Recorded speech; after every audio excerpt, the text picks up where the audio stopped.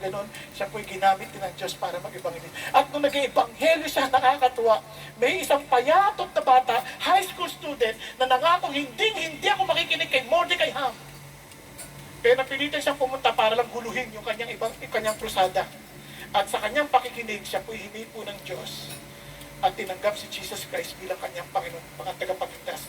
Ang tawag sa kanya ay Billy Frank. At nung nakilala niya si Jesus, siya ay ngayong kilalang Billy Graham. Mga kapatid, ang tanong mo sa atin ngayon ay ito, ano bang iniintay natin? Ano bang iniintay natin? God is not looking for superstars. He's looking for people who are faithful, available, teachable, free from the love of money, free from the worldly lust. Ang tawag dyan, fat-free. Yun ang hinahanap ng Diyos. Isa ka ba sa kanila? You see, it's time to do our part today.